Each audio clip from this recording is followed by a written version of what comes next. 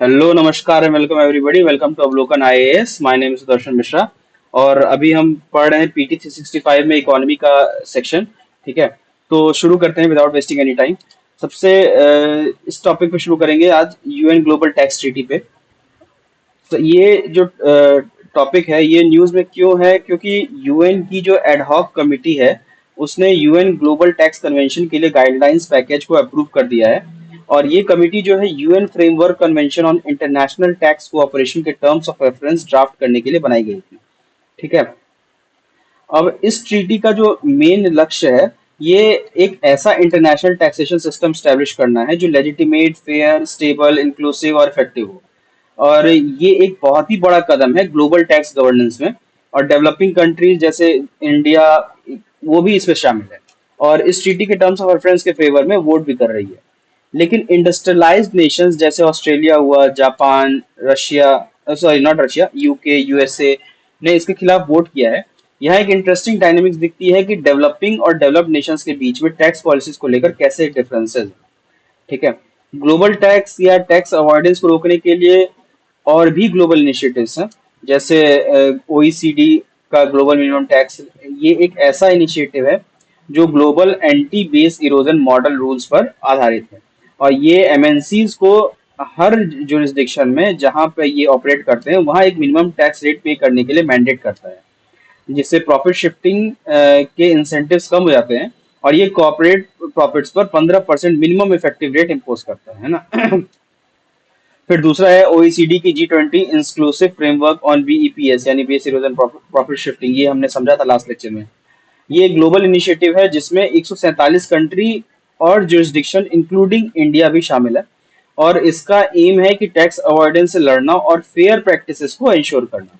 और ये 2016 में स्टैब्लिश हुआ था और बाद में इसने टू पिलर अप्रोच अडॉप्ट किया था, जिसमें पिलर वन का फोकस है कि लार्जेस्ट और मोस्ट प्रॉफिटेबल एमएनईज के पार्ट ऑफ प्रॉफिट्स का रीएलोकेशन उन कंट्रीज में करना जहां उनके कंज्यूमर्स प्रेजेंट हैं। और पिलर टू का फोकस है कि मल्टीनेशनल एंटिटीज के 15% का global minimum corporate tax propose किया गया है। ठीक है, तो ये दो पिलर हैं।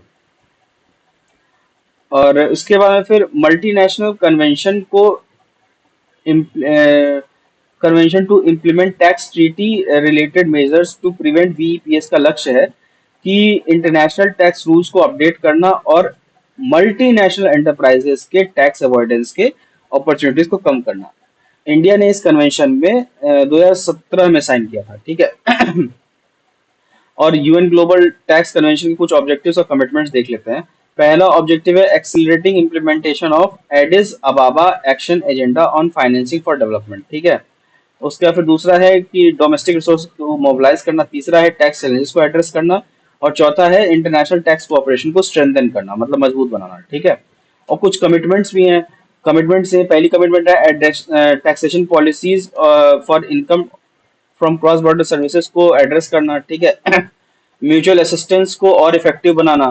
फिर इलिसिट फाइनेंसिंग फ्लोज जो होते हैं उसको एड्रेस करना, उसके रिगार्डिंग चीजें करना। ठीक है, जिससे वो कम हो। Illicit financing flows, illegal financing flows कम हो। फिर चौथा जो इसका बस है वो फेयर टैक्सेशन राइट्स का एलोकेशन। ठीक है, ये चार कमिटमेंट्स हैं यूएन ग्लोबल टैक्स कन्वेंशन के। अब इसके बाद फिर आते हैं अदर की डेवलपमेंट्स पे। आपने सुना होगा, ड्यूटी ड्रॉबैक पे देखते हैं। आपने सुना होगा कि central board of indirect taxes and customs CBIC अब ड्यूटी ड्रॉबैक अमाउंट को इलेक्ट्रॉनिकली डिसबर्स करेगा सीधे एक्सपोर्टर्स के बैंक अकाउंट में, पब्लिक फाइनेंस मैनेजमेंट का इस्तेमाल करते हुए। ये प्रोसेस को स्ट्रीमलाइन करने और एफिशिएंसी बढ़ाने का एक इंपॉर्टेंट स्टेप है। ठीक है, तो अब समझते हैं ड्यूटी ड्रॉबैक है क्या। कस्टम्स एक्ट 1962 के तहत सेक्शन 75 के under duty drawback customs duty को रिबेट करता है जो किसी भी इंपोर्टेड मटेरियल्स या एक्साइजेबल मटेरियल्स पर लगती है, जो एक्सपोर्ट गुड्स के मैन्युफैक्चर में यूज होते हैं। ठीक है, और ये एक्सपोर्टर्स को एक्सपोर्ट प्रोसेस में होने वाले कुछ कॉस्ट्स को ऑफसेट करने में भी काफी हेल्प करता है, खासकर सप्लाईज या वैल्यू चेन में। ठीक है, सीबीआईसी के बारे में भी जान लेते हैं एक बार, क्या है ये सीबीआईसी। सीबीडीटी हमने लास्ट में देखा था। ठीक है, central board for direct taxes. अब सीबीआईसी देखते हैं एक बार, सीबीआईटी आप लोग एक बार देख लेना क्या होता है। सीबीआईसी के बारे में अगर जाने तो सीबीआईसी जो है यूनियन मिनिस्ट्री ऑफ फाइनेंस के डिपार्टमेंट ऑफ रेवेन्यू का हिस्सा है। ठीक है। और ये और ये जो customs, central excise duties, central GST और आईजीएसटी के लेवाई और कलेक्शन से रिलेटेड पॉलिसी फॉर्मुलेशन और एडमिनिस्ट्रेशन के टास्क से डील करता है। ठीक है। साथ ही स्मगलिंग को रोकने में भी काम करता है। कुछ इसमें जो है आईआरएस ऑफिसर्स होते हैं, इंडियन रेवेन्यू सर्विस के ऑफिसर्स, जो इसके अंदर ये सब काम करते हैं। ठीक है। आईआरएस में जीएसटी, आईआरएस जीएसटी जो होते हैं वो सभी सब काम करते हैं। ठीक। फिर इसके बाद आता है next topic, windfall tax.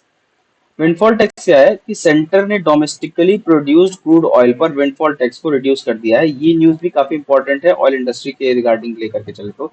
Windfall tax क्या होता है ये एक बार समझ लेते हैं। विंडफॉल टैक्स न्यूज में काफी सुनते रहोगे, यूपीएससी ने एक बार शायद सवाल पूछा भी इससे, तो एक बार समझ लेते हैं विंडफॉल टैक्स होता क्या है। विंडफॉल टैक्स एक ऐसा टैक्स है जो गवर्नमेंट सर्टेन इंडस्ट्रीज पर इम्पोज करती है जो फेवरेबल इकोनॉमिक कंडीशन की वजह से significantly above average profits earn करते हैं। ठीक है। यानी जो उनका नॉर्मल प्रॉफिट होता है उससे बहुत ज्यादा अर्न करते हैं, तो इसीलिए बहुत ज्यादा अर्न करते हैं, इसलिए उन पे टैक्स भी, विंडफॉल प्रॉफिट्स अर्न करते हैं, मतलब अचानक काफी ज्यादा प्रॉफिट, इसलिए उन पे विंडफॉल टैक्स भी लगाया जाता है। ठीक है। और इसका ये टैक्स लगाने का ये मेन होता है, उद्देश्य होता है कि जो एक्सेस प्रॉफिट है उसको रीडिस्ट्रीब्यूट करके ग्रेटर सोशल गुड के लिए फंड्स को रेज करना है। ठीक है। गवर्नमेंट इस टैक्स को जस्टिफाई करते हुए कहती है कि ये प्रॉफिट सिर्फ टैक्स्ड एंटिटी के एफर्ट्स की वजह से नहीं होते, बल्कि एक्सटर्नल फैक्टर्स की वजह से भी होते हैं। जब भी कोई कंपनी या इंडस्ट्री एक्सटर्नल फैक्टर्स के कारण एक्स्ट्रा ऑर्डिनरी प्रॉफिट्स कमाती है तो गवर्नमेंट उन पर विंडफॉल गेन्स टैक्स लगा सकती है। ठीक है। जैसे कभी कभी होता है कि आपका तेल के दाम अचानक से अनप्रेसिडेंटेड बहुत हाई हो गए। ठीक है। या फिर अनप्रेसिडेंटेडली लो हो गए, जैसे अब तेल के दाम बहुत कम हो गए। ठीक है। अब सपोज अभी बीच में जब वॉर हुआ था रशिया यूक्रेन का, तो तेल के दाम काफी गिर गए। रशिया सस्ते में तेल दे रहा था, तो इस कंपनीज को प्रॉफिट होने लगा था काफी ज्यादा। ठीक। तो काफी होने लगा था, तो विंडफॉल टैक्स गवर्नमेंट ने उस समय लगा दिया। अब जो है कि उनके प्रॉफिट्स कम हुए हैं तो विंडफॉल टैक्स सेंटर ने रिड्यूस कर दिया है क्रूड ऑयल पे। ठीक है। तो विंडफॉल टैक्स इसीलिए लगाया था कि जब बहुत अनप्रेसिडेंटेड प्रॉफिट हो जाए, बहुत ज्यादा प्रॉफिट हो जाए जो नॉर्मल एवरेज से बहुत ज्यादा हो। ठीक है। नेक्स्ट टॉपिक पे आते हैं, जल्दी जाओ। Payment system and financial market. ठीक है। ये इसमें सबसे पहला टॉपिक है डिजिटल पब्लिक इंफ्रास्ट्रक्चर, डीपीआई। ये थोड़ा इंपॉर्टेंट टॉपिक है, तो इसको आप ध्यान से सुनेंगे और इसको दिमाग में भी बैठा के रखेंगे। ठीक है। बाकी चीजें भी इंपॉर्टेंट है, लेकिन जो मैं कह दे रहा हूँ ज्यादा इंपॉर्टेंट है, उस पर थोड़ा और ज्यादा ध्यान देना है आपको। ठीक। तो इंडिया की G20 task force on digital public infrastructure for economic transformation, financial inclusion and development ने report of India's G20 task force on DPI release की। ठीक है। इसलिए ये न्यूज में है। तो इस रिपोर्ट की हाइलाइट्स क्या है वो देख लेते हैं एक बार। रिपोर्ट जो है डीपीआई को डिफाइन करती है और ग्लोबल डीपीआई एडवांसमेंट के लिए एक 3 पार्ट फ्रेमवर्क को आउटलाइन करती है। What is DPI? ठीक है। And what is not DPI वो देखते हैं। डीपीआई जो है एक set of shared digital system है जो सिक्योर और इंटर ऑपरेबल होता है और ओपन स्टैंडर्ड्स और स्पेसिफिकेशन पर भी बिल्ड किया सकता है इसको, ताकि सोसाइटल स्केल पर पब्लिक और प्राइवेट सर्विसेज का इक्विटेबल एसेस प्रोवाइड किया जा सके। ठीक है। और ये जो है एप्लीकेबल लीगल फ्रेमवर्क्स और इनेबलिंग रूल से गवर्न होता है, जो डेवलपमेंट, इंक्लूजन, इनोवेशन, ट्रस्ट और कंपटीशन को ड्राइव करते हैं और ह्यूमन राइट्स और फंडामेंटल फ्रीडम्स को भी रिस्पेक्ट करते हैं। ठीक है।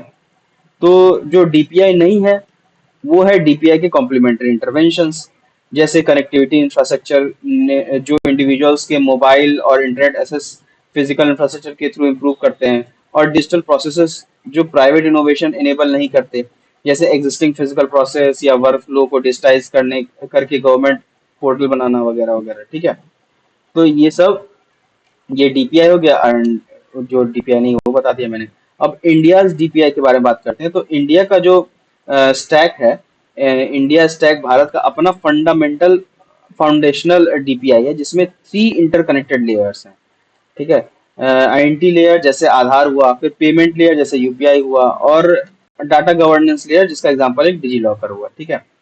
तो अब देखते हैं initiatives for global advancement of DPI. One future alliance एक वॉलेंट्री इनिशिएटिव है जो G20 इंडिया प्रेसिडेंसी द्वारा प्रपोज किया गया है और जिसका मेन एम है कैपेसिटी बिल्डिंग, टेक्निकल असिस्टेंस और एडिक्वेट फंडिंग को सपोर्ट प्रोवाइड करना है। और लो मिनिमम मतलब सॉरी मिडिल इनकम कंट्रीज में डीपीआई को इम्प्लीमेंट करने के लिए इसको बनाया गया, ठीक है, वन फ्यूचर अलायंस। फिर ग्लोबल डीपीआई रिपोजिटरी की बात करें, इसका जो दूसरा इनिशिएटिव है ग्लोबल डीपीआई रिपोजिटरी, इसका लॉन्च जो है G20 के वर्चुअल लीडर समिट 2023 में अनाउंस किया गया था, ताकि डीपीआई पर फोकस्ड काम करने वाला इंस्टीट्यूशन स्टैब्लिश किया जा सके। फिर सोशल इम्पैक्ट फंड भी अनाउंस किया गया था ग्लोबल साउथ नेशंस में डीपीआई इम्प्लीमेंटेशन को एक्सेलरेट करने के लिए। और ईयू ट्रेड और टेक्नोलॉजी काउंसिल टीटीसी के थ्रू इंडिया और यूरोपियन यूनियन ने दूसरे कंट्रीज में डीपीआई के डेवलपमेंट और डिप्लॉयमेंट को एक्सेलरेट करने के लिए स्टेप्स लेने पर भी एग्री किया है। अच्छा, ये टीटीसी वाला पोर्शन जो है European union trade and technology council, ये 2023 के प्रीवियस ईयर क्वेश्चन में एक बार ये इसके बारे में आया हुआ है, इसलिए मैं कह रहा हूँ कि ये इंपॉर्टेंट हो जाता है, डीपीआई इंपॉर्टेंट हो जाता है इसलिए भी ठीक है, क्योंकि इससे रिलेटेड एक प्रीवियस ईयर क्वेश्चन भी है, जिसको आप इग्नोर मत करना, डीपीआई के बारे में पढ़ लेना, अच्छे से समझ लेना। ठीक है, डीपीआई क्या होता है मैंने समझा दिया, कि जिसको नहीं समझ में आया बैक जा करके एक बार फिर से समझ लो। ठीक, उसके बाद फिर अब आते हैं नेक्स्ट टॉपिक पे, यूपीआई यूनिफाइड पेमेंट्स इंटरफेस। ये न्यूज में क्यों है यूपीआई? क्योंकि NPCI international payments limited NIPL ने ट्रिनिडाड एंड टोबैगो के साथ पार्टनरशिप की है यूपीआई जैसा पेमेंट सिस्टम को डेवलप करने के लिए, जिससे यूपीआई के इंटरनेशनलाइजेशन को और आगे बढ़ाया जा सके। ठीक है, अच्छा, यूपीआई बहुत सारी कंट्रीज के साथ ऑलरेडी इनका वो चल रहा है, और बहुत सारी कंट्रीज हैं जो यूपीआई पेमेंट को सपोर्ट करती है। वो कौन कौन सी कंट्रीज हैं वो एक बार आपको ध्यान रखना है। ठीक है, क्योंकि ऐसी अराउंड 17-18 कंट्रीज हैं जो यूपीआई को सपोर्ट करती हैं, यहाँ पे काफी कम दिया हुआ है, लेकिन और बहुत सारी कंट्रीज हैं, वो एक बार देख लेना। ठीक है, Sri Lanka, Mauritius, France, UAE, Singapore, Bhutan और नेपाल जैसे बहुत सारे कंट्रीज हैं जो यूपीआई को सपोर्ट करते हैं। ठीक, और अबाउट यूपीआई देख लेते हैं ये क्या है। यूपीआई 2016 में लॉन्च किया गया था, national payments corporation of India के द्वारा डेवलप किया गया था इसे। Instant real time payment system है ये। ठीक है, एनपीसीआई को 2008 में आरबीआई और इंडियन बैंक्स एसोसिएशन ने पेमेंट एंड सेटलमेंट्स एक्ट के प्रोविजन के अंडर में इनकॉर्पोरेट किया था। एनपीसीआई जो है इंडिया में रिटेल पेमेंट्स और सेटलमेंट सिस्टम ऑपरेट करने के लिए एक अम्ब्रेला ऑर्गेनाइजेशन है। ठीक है, उसके बाद में फिर यूपीआई जो है मल्टीपल बैंक अकाउंट्स को एक सिंगल मोबाइल एप्लीकेशन किसी भी पार्टिसिपेटिंग बैंक में मर्ज करता है, जिसमें कई banking feature, seamless fund routing और मर्चेंट मैकेनिज्म पेमेंट्स की एक जगह अवेलेबल होते हैं। तो ये यूपीआई है। ठीक है, अब यूपीआई के क्या क्या फीचर हैं ये सब तो अब नहीं बताऊंगी, काफी ज्यादा आपने सुन भी रखा होगा, काफी ज्यादा पढ़ भी रखा होगा, यूपीआई इस्तेमाल करते करते आप समझ भी गए होंगे, तो इसको इतना इसमें यहाँ पे टाइम वेस्ट करने की जरूरत नहीं है। वेरिएंट्स पे आते हैं सीधे। वेरिएंट्स ऑफ यूपीआई जो है यूपीआई 1 2 3 पे ये क्या है, ये मार्च 2022 में स्टार्ट हुआ था, ताकि फीचर फोन पे यूपीआई और यूज किया जा सके। ठीक है, ये 12 लैंग्वेजेस में अवेलेबल है। इसमें टेक्नोलॉजी अल्टरनेटिव्स में आईवीआर नंबर का इस्तेमाल, ऐप फंक्शनैलिटी, फिर मिस्ड कॉल और प्रॉक्सिमिटी साउंड बेस्ड पेमेंट शामिल है। ठीक है, आरबीआई ने पर ट्रांजेक्शन लिमिट को इसमें 5,000 से बढ़ा करके 10,000 कर दिया है। ठीक है, फिर एक और है यूपीआई लाइट, इसमें यूजर्स को low value transaction UPI pin enter किए बिना करने की सुविधा देता है। ठीक है, आरबीआई ने पर ट्रांजेक्शन लिमिट को इसमें 500 से बढ़ा के 1,000 कर दिया है, और ओवरऑल वॉलेट की लिमिट 2,000 से बढ़ा के 5,000 कर दी है। तो ये इसलिए न्यूज में है। Initiatives for internationalisation of UPI देख लेते हैं एक बार क्या है। एनपीसीआई इंटरनेशनल पेमेंट्स लिमिटेड का सेटअप, इसे 2020 में एनपीसीआई ने सेटअप किया था, तो ये पहला इनिशिएटिव है। दूसरा है UPI global acceptance international merchant payments. ठीक है, ये यूजर्स को सिलेक्टेड इंटरनेशनल मर्चेंट लोकेशंस पर डायरेक्टली अपने इंडियन बैंक अकाउंट से क्यूआर बेस्ड पेमेंट्स करने की फैसिलिटी देता है। ठीक है, ये तो दूसरा इनिशिएटिव हो गया।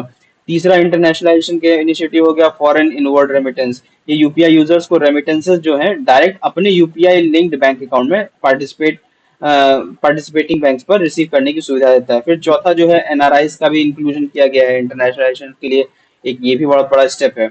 तो ये यूपीआई को एक्सटेंड किया गया है कि ताकि एनआरआईज भी इसका यूज कर सकें, और जिनके पास नॉन रेजिडेंट एक्सटर्नल अकाउंट या एनआरओ अकाउंट है, यानी नॉन रेजिडेंट ऑर्डिनरी अकाउंट्स हैं, वो लोग इसका इस्तेमाल कर सकें। ठीक है, फिर यूपीआई वन वर्ल्ड नाम से भी शुरू किया गया है, तो इंडिया आने वाले ट्रेवलर्स के लिए वो भी अपना सीमलेसली मर्चेंट और वेंडर्स के साथ ट्रांजैक्ट कर सकें। ठीक है, जो पूरे इंडिया में यूपीआई पेमेंट एक्सेप्ट करते हैं।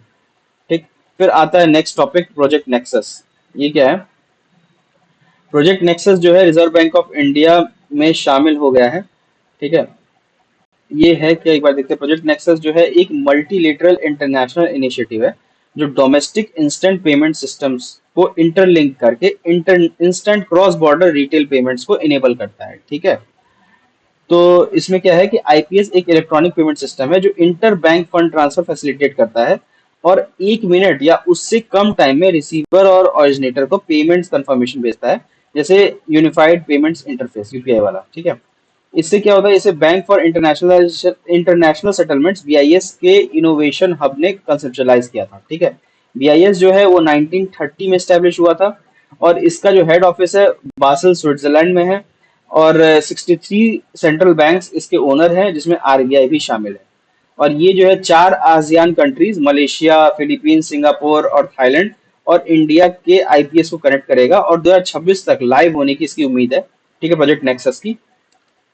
और इसका एम जो है G20 टारगेट्स को अचीव करना है, जिसमें चीपर, फास्टर और मोर ट्रांसपेरेंट और accessible cross border payments enable करना शामिल है। ठीक है, तो प्रोजेक्ट नेक्सस आपको समझ में आ गया होगा कि मल्टीलेटरल इंटरनेशनल पेमेंट्स को आराम से फटाफट हो जाए यूपीआई की तरह ही, ये प्रोजेक्ट नेक्सस है। ठीक, मोटा मोटी बताएं तो। फिर securities and exchange board of India SEBI के बारे में देख लेते हैं, ये और ये न्यूज में क्यों है।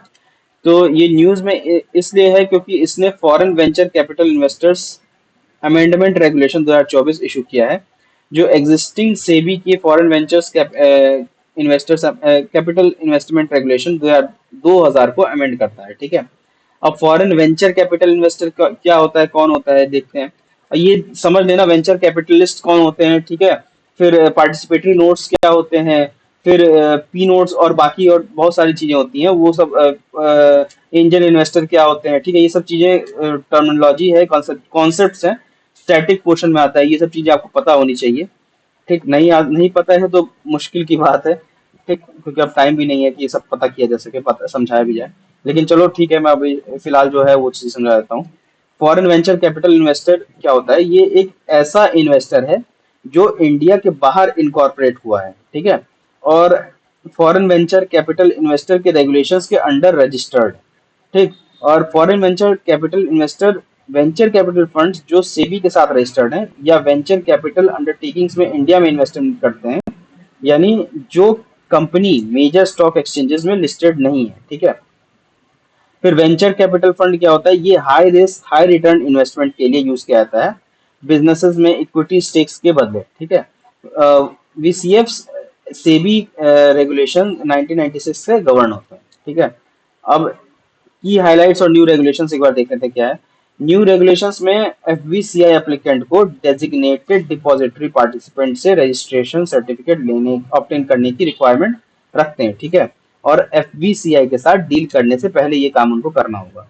और डीपीपी जो है ये एक बैंक है जिसे सेबी ने रजिस्ट्रेशन सर्टिफिकेट इशू करने के लिए ऑथराइज किया हुआ है। ठीक, और एफबीसीआई के लिए एलिजिबिलिटी क्राइटेरिया को ब्रॉडन किया गया है, कुछ कंडीशंस के साथ एग्जिस्टिंग एंटिटीज जैसे इन्वेस्टमेंट कंपनीज हुए, पेंशन फंड्स हुए। ठीक है, ये सब लेकर के रेसिडेंट इंडियंस, एनआरआईज और ओसीआई तक, ओसीआई मतलब ओवरसीज सिटीजन ऑफ इंडिया तक, जो एफबीसीआई के कॉर्पस में कंट्रीब्यूट कर सकते हैं बिना उसके कंट्रोल किए हुए। ठीक है, तो ये सब इनके एलिजिबिलिटी क्राइटेरिया में अब आ गए हैं क्योंकि ब्रॉडन हुआ है इसका।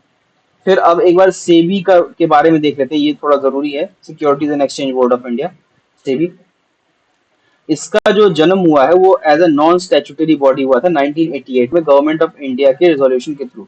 बाद में से स्टैट्यूटरी बोर्ड बॉडी का स्टेटस मिला 1992 में, जब सेबी एक्ट 1992 लागू हुआ था। 1992 आपको याद होगा क्यों लागू हुआ था उस समय, स्कैम 1992, जिन्हें देखा है या नहीं भी देखा है तो स्कैम 1992 से आपको याद आ गया होगा। उसके बाद ही, उससे पहले सेबी थी तो, लेकिन उसके पास ताकत नहीं था कुछ, तो उसके बाद ही उस समय जो काफी बड़ा लॉस हुआ इंडियन इन्वेस्टर्स को, उसके बाद से ही सेबी को टूथलेस टाइगर से रियल पेपर टाइगर से रियल टाइगर बनाया गया। ठीक है, उनको पावर्स मिली स्टैट्यूटरी बॉडी बना करके। ठीक है, अब इसका ऑब्जेक्टिव, मेन ऑब्जेक्टिव है कि इन्वेस्टर्स के इंटरेस्ट को प्रोटेक्ट करना, इन सिक्योरिटीज और सिक्योरिटी मार्केट का डेवलपमेंट करना और रेगुलेशन इंश्योर करना, ये इसका ऑब्जेक्टिव है। ठीक है, इसके फंक्शंस क्या क्या हैं। सेबी के कुछ की फंक्शंस हैं। पहला है कि इन्वेस्टर्स के इंटरेस्ट को प्रोटेक्ट करना इन सिक्योरिटीज मार्केट में और उसको रेगुलेट भी करना। ठीक है, दूसरा है बिजनेस ऑपरेशंस को इंश्योर करना ऑफ द सिक्योरिटी मार्केट्स। तीसरा है एक रेगुलेटरी प्लेटफॉर्म प्रोवाइड करना for stock brokers, portfolio managers और अदर इंटरमीडिएरीज, ठीक है। चौथा उसका फंक्शन है फ्रॉडलेंट और अनफेयर ट्रेड प्रैक्टिसेस को रोकना, इंक्लूडिंग इनसाइडर ट्रेडिंग, ठीक। इनसाइडर ट्रेडिंग क्या होता है अभी इसमें डिटेल में नहीं जाएंगे, उतना जरूरी भी नहीं है। और पांचवा इनका है कि इन्वेस्टर्स को एजुकेट करना अबाउट सिक्योरिटीज मार्केट और उनके इंटरमीडिएरीज के बारे में और क्या रिस्क इसमें एसोसिएटेड होते हैं वो सब के बारे में, ठीक है। अब कुछ इनिशिएटिव्स देख लेते हैं सेबी की क्या क्या है, ठीक है। पहला इनिशिएटिव है स्कोर्स 2.0। सेबी ने स्कोर्स 2.0 लॉन्च किया है जिसका एम है कि इन्वेस्टर कंप्लेंट का रिट्रेसल इंश्योर करना विद इन 21 कैलेंडर डेज, ठीक है, from the date of receipt. इसमें ऑटो रूटिंग ऑफ कंप्लेंट्स का सिस्टम भी इंट्रोड्यूस किया गया है जिससे कंप्लेंट डायरेक्टली रेगुलेटेड एंटिटी तक पहुंच जाता है विदाउट मैनुअल इंटरफेरेंस, ठीक है। 21 कैलेंडर डेज और 21 वर्किंग डेज में डिफरेंस होता है, स्टेटमेंट वाइज क्वेश्चन में ऐसे ही फंसा रहता है, तो ये ध्यान रखना। 21 कैलेंडर डे में मतलब कि आपने अगर 1 तारीख कंप्लेंट रजिस्टर की है तो 21वें दिन मतलब आपको 21वें दिन आपको उसका रिजल्ट मिलेगा। और अगर 21 वर्किंग डेज लिखा होता है यानी आपको बीच के संडे हटा करके जो 21 दिन होते हैं उसमें रिजल्ट मिलेगा, ठीक है। तो ये सब शब्दों का हेर फेर ध्यान रखो, यूपीएससी इसे बहुत फंसाता है, कैलेंडर डेज की जगह वर्किंग डेज डाल देगा, वर्किंग डेज की जगह कैलेंडर डेज डाल देगा, तो ऐसे फंसाता है, ठीक है। वो 21 चेंज नहीं करेगा, वो इसको चेंज कर देगा, ठीक है। उसके बाद में फिर इसमें जो है ऑटो रूटिंग का मैंने बता दिया आपको, ठीक है। उससे भी कंप्लेंट का सिस्टम भी इंट्रोड्यूस किया गया है जिससे कंप्लेंट डायरेक्टली रेगुलेटरी एंटिटी तक पहुंच जाता है विदाउट मैनुअल इंटरफेरेंस। फिर अगला जो इसका इनिशिएटिव है prohibition of insider trading regulations. SEBI ने इसको पीआईटी करके कहूंगा मैं, ठीक है। सेबी ने पिट रेगुलेशंस को टाइटन किया है इनसाइडर ट्रेडर्स के लिए जो ट्रेडिंग प्लान्स का मिसयूज करते हैं, ठीक है। अब अंडर पीटीआई पिट इंसाइडर्स को नैरो विंडो दी गई है टू कैरी आउट ट्रेड्स ताकि इंसाइडर इंफॉर्मेशन का मिसयूज ना हो, ठीक है। इंसाइडर ट्रेडर्स उन लोगों को कहते हैं जिन्हें कंपनी के अनपब्लिश्ड प्राइस सेंसिटिव इंफॉर्मेशन का एक्सेस होता है, ठीक है। अगर वो लोग ट्रेडिंग करना चाहते हैं तो उन्हें एक ट्रेडिंग प्लान बनाना होगा जो पहले से स्पेसिफाई करेगा प्राइस क्या है, ट्रांजेक्शन टाइम क्या है और क्वांटिटी क्या है, ठीक है। फिर अगला इनिशिएटिव है क्रेडिट डिफॉल्ट स्वैप सीडीएस, ठीक है। सेबी ने म्यूचुअल फंड्स को सीडीएस बाय एंड सेल करने की परमिशन दी है ताकि कॉर्पोरेट बॉन्ड मार्केट में लिक्विडिटी इंप्रूव हो। और क्रेडिट डिफॉल्ट स्वैप जो है एक फाइनेंशियल डेरिवेटिव है जिसमें एक इन्वेस्टर दूसरे पार्टी को क्रेडिट रिस्क ट्रांसफर करता है, ठीक है। और ये फंक्शन करता है जैसे इंश्योरेंस बोरोवर का डिफॉल्ट होने की कंडीशन में प्रोटेक्शन प्रोवाइड करता है ये, ठीक है। और इसका यूज जो है बैंक्स म्यूचुअल फंड जैसे इंस्टीट्यूशंस करते हैं ताकि रिस्क मिटिगेट हो सके उनके कॉन्ट्रैक्ट में, ठीक है। फिर पंप एंड डंप स्कीम।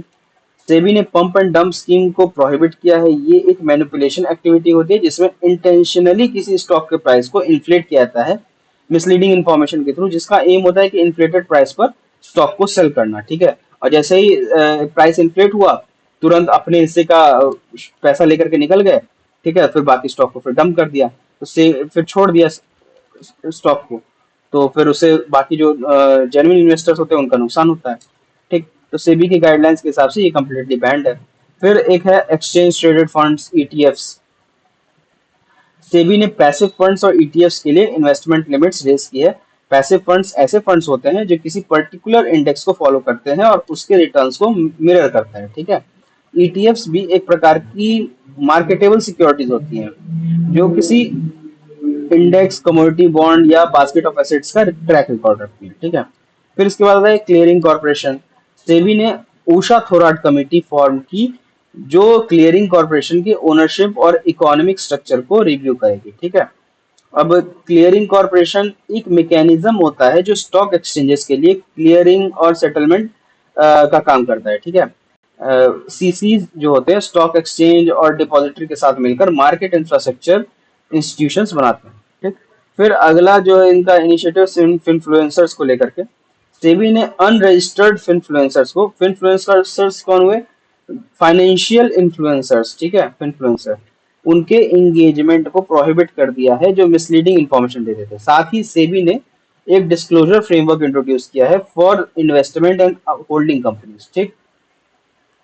इसके बाद आते हैं सेटलमेंट साइकिल पे। नेक्स्ट टॉपिक सेटलमेंट साइकिल क्या है।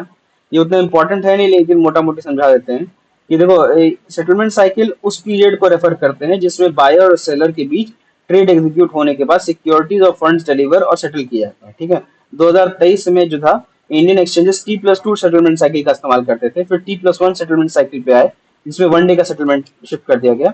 अभी T+0 सेटलमेंट साइकिल एक ऐसा सिस्टम है जिसमें ट्रेड्स का सेटलमेंट मार्केट क्लोज होने के बाद ही उसी दिन हो जाता है। ठीक है, तो ये T+1, T+2 और T+0 का मतलब ये हुआ।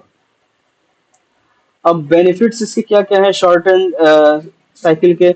एक तो लिक्विडिटी जो है वो इनेबल हो जाती है, इन्वेस्टर्स के पास ज्यादा लिक्विड कैपिटल आता है, क्योंकि उन्होंने शेयर बेचा, उसी दिन उनको पैसा मिल गया। पहले एक दिन, 2 दिन पहले, 2 दिन बाद मिलता था, फिर एक दिन किया गया, फिर अब उनको उसी दिन पैसा मिल जाता है।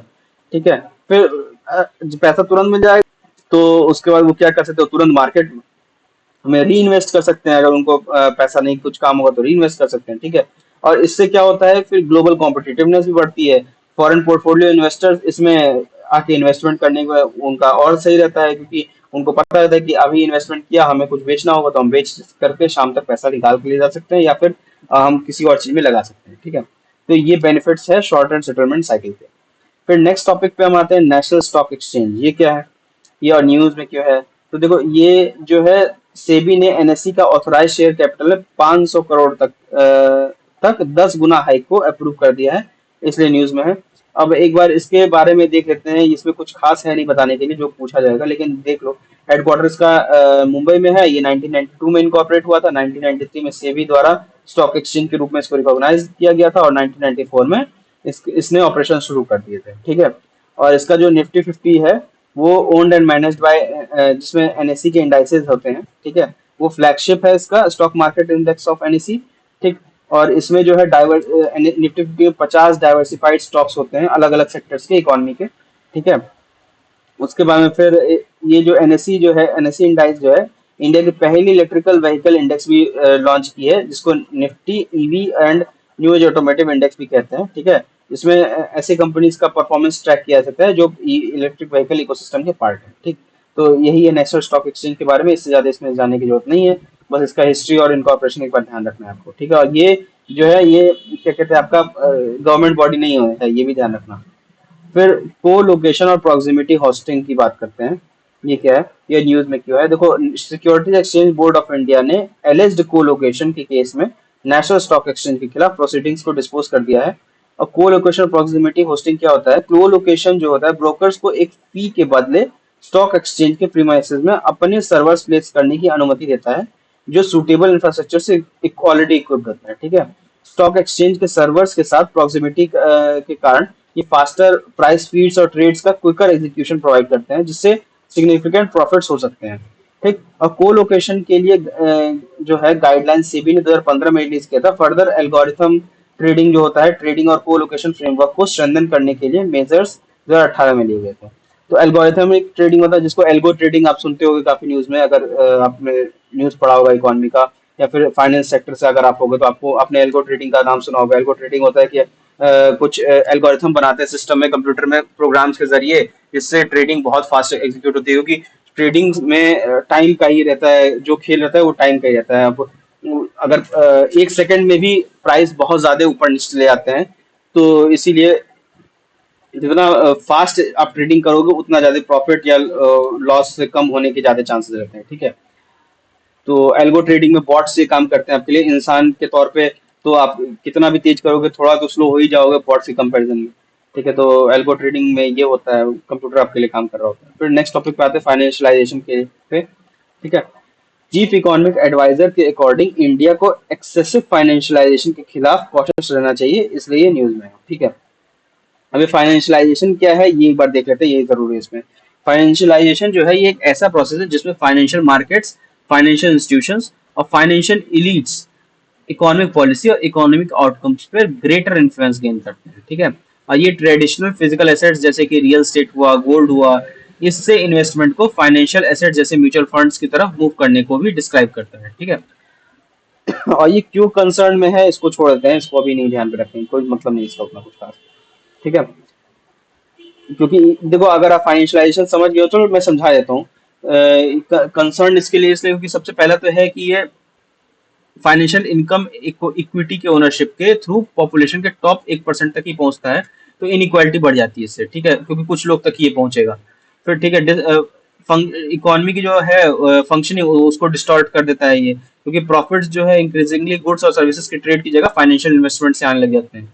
ठीक है, फिर इससे स्टॉक मार्केट के मूवमेंट भी प्राइमरली इकोनॉमी के फंक्शंस को डिटरमाइन करने लगते हैं, और प्रोडक्शन ऑफ एम्प्लॉयमेंट या राइजिंग स्टैंडर्ड्स ऑफ लिविंग की जगह यही क्या कहते हैं आपका स्टॉक मार्केट के मूवमेंट्स ही डिटरमाइन करने लग जाएंगे। ठीक, और उसका फिर हाउस होल्ड डेट्स भी बढ़ने लग जाता है। रियल वेजेस के स्टैग्नेशन से हाउस होल्ड का लोन्स पर रिलायंस बढ़ सकता है, जैसा कि यूएस इकोनॉमी में देखा गया था एक समय में।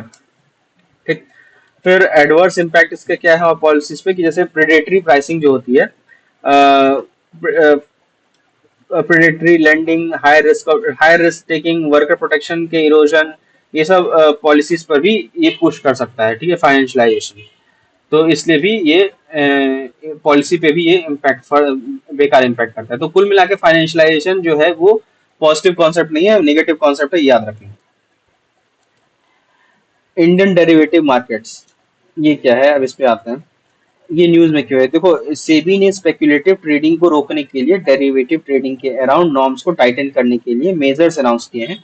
ठीक है, अब एक बार डेरिवेटिव मार्केट्स क्या है वो देख लेते हैं। डेरिवेटिव मार्केट्स जो होता है फाइनेंशियल कॉन्ट्रैक्ट्स हैं जो दो या दो से अधिक पार्टीज के बीच सेट किए जाते हैं, और उनका जो वैल्यू होता है वो underlying asset, securities, commodities, bullion, currency et cetera इन सबसे डिराइव होता है। ठीक, और डेरिवेटिव्स क्या होते हैं, डेरिवेटिव कॉन्ट्रैक्ट्स का एक्सचेंज पर ट्रेड किया जाता है, जिससे जैसे कि नेशनल स्टॉक एक्सचेंज हुआ, ठीक है, या ओवर द काउंटर मार्केट पर जहां सिक्योरिटीज ब्रोकर डीलर नेटवर्क के थ्रू ट्रेड किए जाते हैं, ठीक, बिना किसी एक्सचेंज पर लिस्ट किए हुए। अच्छा, डेरिवेटिव्स यूज किस लिए होते हैं, देखो डेरिवेटिव्स के एक सेकंड, हाँ, डेरिवेटिव्स के यूज होता है हेजिंग के लिए। सबसे पहला तो हेजिंग के लिए, यानी रिस्क मैनेजमेंट, ये पार्टिसिपेंट्स को price fluctuation, interest rate changes etcetera इसके अगेंस्ट हेज करने की अनुमति देता है। ठीक, दूसरा स्पेक्यूलेशन करने के लिए, इन्वेस्टर्स को अंडरलाइंग एसेट के प्राइस मूवमेंट पर स्पेक्यूलेट कर, इससे होता है, और रिवार्ड की एक्सपेक्टेशन के साथ ये रिस्क भी इन्वेस्टर्स लेने लग जाते हैं ज्यादा। ठीक है, फिर पोजीशन लेवरेज करने के लिए भी इसका डेरिवेटिव्स का इस्तेमाल होता है, यानी इन्वेस्टर जो होते हैं स्मॉलर अपफ्रंट इन्वेस्टमेंट के साथ लार्जर पोजीशन को कंट्रोल कर सकते हैं, जो एम्पलीफाइड रिटर्न्स या इंक्रीज रिस्क की पोटेंशियल ऑफर करता है। लिवरेज का मतलब है कि बोरोड फंड्स का यूज करके इन्वेस्टमेंट से रिटर्न बढ़ाना, और पोजीशन से मतलब है कि इंडिविजुअल या एंटिटी द्वारा ओन्ड या फिर जो शॉर्ट सेलिंग होती है उस समय सिक्योरिटी कुछ देर के लिए अपने पास रखते हैं, तो जब जो भी सिक्योरिटी अपने पास होती है उसको पोजीशन के तौर पर दिखाते हैं कि हाँ, हमारी पोजीशन ये है कि हमारे पास ये शेयर्स हैं, ये शेयर्स हैं। ठीक है, तो वो पोजीशन होता है। ठीक, तो इसके बाद में डेरिवेटिव्स रेगुलेशन इंडिया पे आते हैं, क्या है डेरिवेटिव रेगुलेशंस इंडिया में, इसके लिए क्या रूल्स है।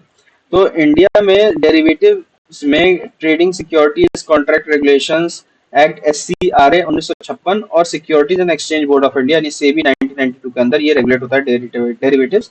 ठीक है, SCRA 1956 का जो एम है वो सिक्योरिटीज में अनडिजायरेबल ट्रांजेक्शन्स को रोकना है बाय रेगुलेटिंग द बिजनेसेस। ठीक, फिर रिसेंटली जो है SCRR जो है 1956 को अमेंड किया गया है, और ताकि कि पब्लिक जो है इंडियन कंपनीज को इंटरनेशनल फाइनेंशियल सर्विस सेंटर्स के इंटरनेशनल एक्सचेंजेस पर सिक्योरिटीज की डायरेक्ट सुविधा मिल सके। ठीक है, पब्लिक को इस चीज की डायरेक्ट सुविधा मिले, इसलिए इसको अमेंड किया गया। और डेरिवेटिव एक्सचेंज सेगमेंट जो है एक सेल्फ रेगुलेटरी ऑर्गेनाइजेशन के रूप में, SRO के रूप में फंक्शन करता है, और सेबी ओवरसाइट रेगुलेटर के रूप में भी एक्ट करता है। ठीक है, SRO के बारे में हमने लास्ट लेक्चर्स में काफी डिस्कस किया है, तो SRO को डिटेल में बताने की जरूरत नहीं है। फिर क्रेडिट रेटिंग एजेंसीज पे आते हैं। अच्छा, इससे पहले एक बॉक्स रह गया था इधर, 4 टाइप्स ऑफ डेरिवेटिव्स, इसको भी समझ लेते हैं। वैसे इतना इंपॉर्टेंट है लेकिन चलो ठीक है, समझ लेते हैं इसको। 4 तरह की डेरिवेटिव्स होते हैं। सबसे पहला है फ्यूचर्स, जिसमें बाय या सेल कर सकते हैं एसेट्स को एक फिक्स्ड फ्यूचर डेट पर प्री डिफाइंड प्राइस पर। ठीक है, फ्यूचर्स को जैसा कि नाम है फ्यूचर्स, स्टैंडर्डाइज टर्म्स पर एक्सचेंज होते हैं, और इनका यूज होता है या तो हेज करने के लिए या स्पेकुलेट करने के लिए ऑन प्राइसेस। फ्यूचर्स में जो है लेवरेज का यूज होता है, और सेटलमेंट कैश या एसेट्स में भी हो सकता है। फिर दूसरा होता है फॉरवर्ड्स, जो OTC ट्रेडेड होते हैं और कस्टमाइजेबल टर्म्स भी रखते हैं। इनमें फिजिकल एसेट डिलीवरी भी इन्वॉल्व होती है, और ये जनरली यूज होते हैं कमोडिटीज, करेंसीज और इक्विटीज के लिए। और फॉरवर्ड्स का सेटलमेंट कैश में होता है at the time of expiration. ठीक है, तीसरा है ऑप्शंस, जिसमें होल्डर के पास राइट होता है, ऑब्लिगेशन नहीं, कि वो किसी भी प्रीसेट प्राइस पर ट्रेड कर सके। ऑप्शंस दो तरह के होते हैं, कॉल ऑप्शन या पुट ऑप्शन। इन्हें एक्सचेंज या ओटीसी पर भी ट्रेड किया जाता है। ऑप्शंस में बायर्स पे करते हैं फॉर पोटेंशियल प्रॉफिट, जबकि सेलर्स जो है ऑब्लिगेशंस लेते हैं और प्रीमियम कलेक्ट करते हैं। ठीक है, चौथा टाइप है स्वैप्स, जिसमें दो पार्टीज के बीच कैश फ्लोज एक्सचेंज होते हैं। स्वैप्स का यूज जो होता है interest rate, currency, credit default जैसे इंस्ट्रूमेंट्स में होता है। ये मोस्टली ओटीसी ट्रेडेड होते हैं और इनमें जो है काउंटर पार्टी रिस्क भी होता है, लेकिन कुछ स्वैप्स जो हैं सेंट्रली क्लियर्ड भी हो सकते हैं। ठीक है, तो ये आपके चार तरह के डेरिवेटिव्स हो गए। अब आते हैं क्रेडिट रेटिंग एजेंसीज पे। ठीक है, ये न्यूज में रहता है और इंडियन गवर्नमेंट भी इससे खासा, इंटरनेशनल क्रेडिट एजेंसी से थोड़ा परेशान वो करते रहते हैं इंडियन गवर्नमेंट को भी, तो ये उतना इम्पोर्टेंट है नहीं, लेकिन चलो ठीक है, थोड़ा समझ लेते हैं इसके बारे में। देखो, क्रेडिट रेटिंग एजेंसीज क्या होती हैं, ये फॉरवर्ड लुकिंग ओपिनियंस है जो एंटिटी की अपने फाइनेंशियल कमिटमेंट को पूरा करने की रिलेटिव एबिलिटी यानी क्रेडिट रिस्क या बोरोवर की रिलेटिव क्रेडिट वर्दिनेस पर होती है। ठीक है, ये उसी के हिसाब से उनको रेट करती है क्रेडिट रेटिंग एजेंसीज। फिर क्रेडिट रेटिंग एजेंसी जो होती है क्रेडिट ब्यूरो से डिफरेंट है, क्योंकि क्रेडिट रेटिंग एजेंसी जो है बोरोवर्स के द्वारा फ्यूचर डेट के रीपेमेंट से रिलेटेड ओपिनियंस प्रोवाइड करता है, जबकि क्रेडिट ब्यूरो जो है वो बोरोवर्स के द्वारा पास्ट डेट रीपेमेंट्स की इंफॉर्मेशन प्रोवाइड करता है। ठीक है, और ये हो गया। फिर सोवरेन क्रेडिट रेटिंग देख लेते हैं ये क्या होता है। बाकी ये सब चीजें उतना कुछ काम की नहीं, थ्योरेटिकल है, इसको आप खुद भी पढ़ लेना एक बार, कुछ समझाने लायक है नहीं। हाँ, तो अभी आते हैं इस पे, सोवरेन क्रेडिट रेटिंग ये क्या होता है। सोवरेन क्रेडिट रेटिंग यानी एससीआर एक कंट्री की सोवरेन एंटिटी के डेट ऑब्लिगेशंस को मीट करने की एबिलिटी का असेसमेंट होता है। ठीक है, ये असेसमेंट जो है कैपेबिलिटी और विलिंगनेस दोनों फैक्टर्स को कंसिडर करता है इन रिपेइंग डेट। ठीक है, और इसके पैरामीटर्स में इंक्लूड किया जाता है growth rate, inflation, government debt, short term external debt as percentage of GDP और political stability. Rating scale triple A से लेकर के डी तक होती है, जिसमें ट्रिपल ए जो होता है वो हाईएस्ट रेटिंग होती है और डी जो होती है वो लोएस्ट रेटिंग होती है।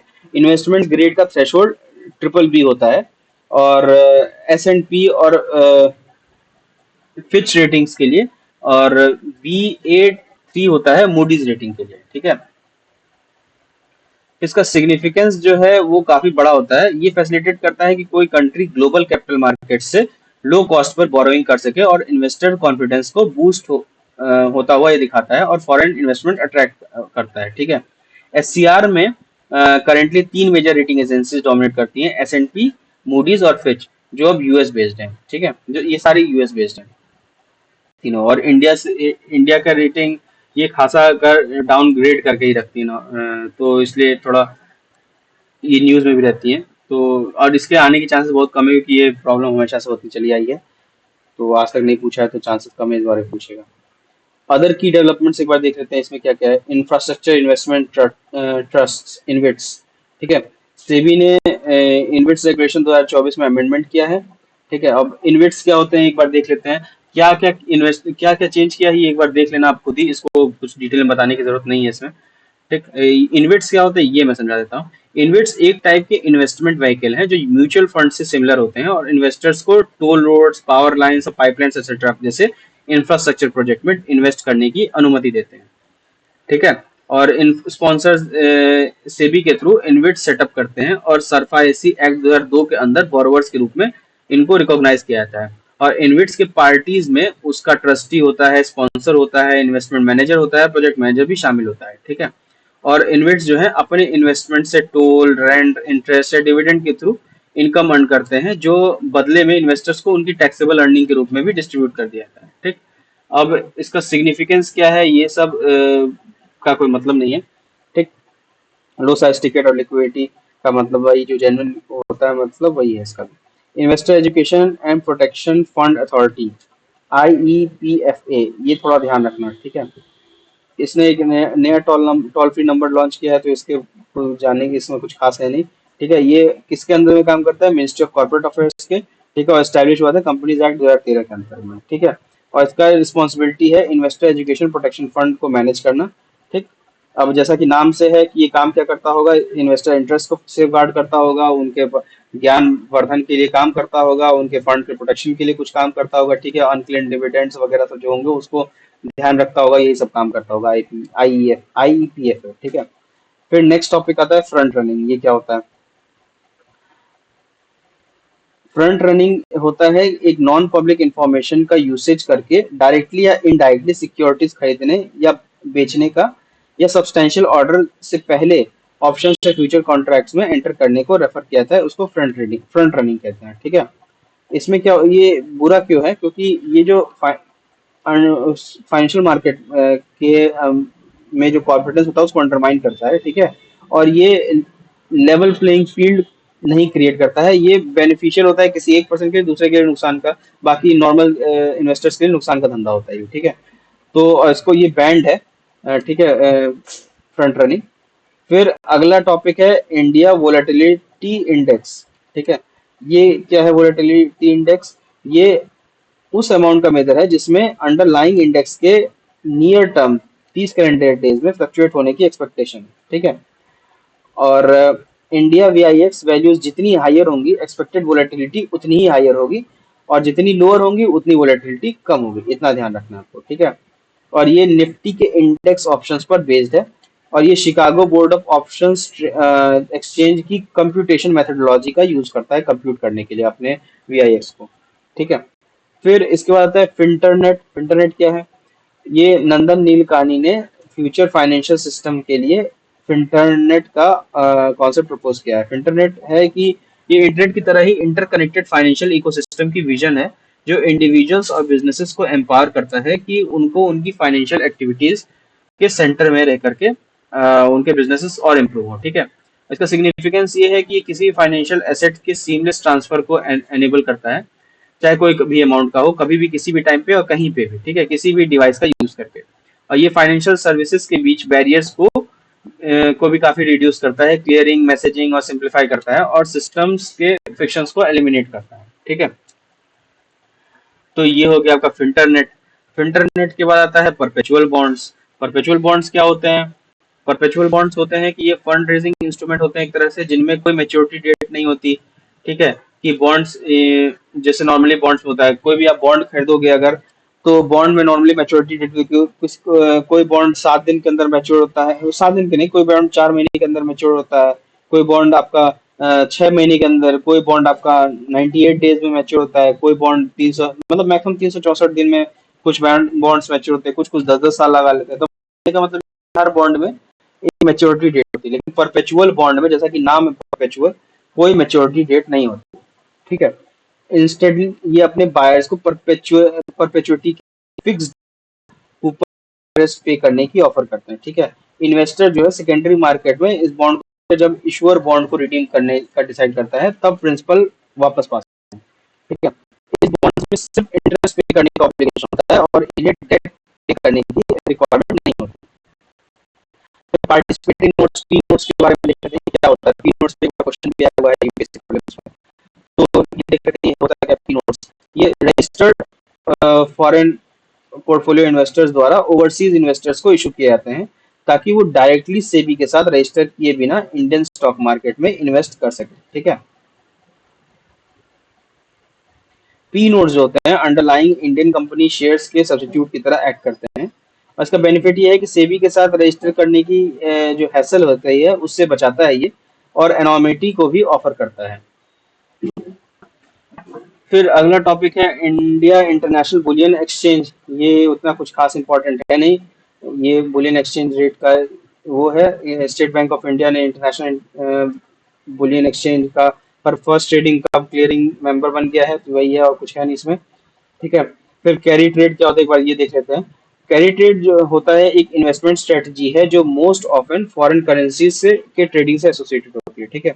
कैरी ट्रेड में एक इन्वेस्टर लो इंटरेस्ट रेट करेंसी में बोरो करता है और हाई इंटरेस्ट रेट अर्न करने वाली करेंसी या एसेट को खरीदने के लिए, ठीक है। और ये वोलेटाइल करेंसीज या इंटरेस्ट रेट में चेंजेस के कारण हाई रिस्क स्ट्रेटजी भी है एक तरह की।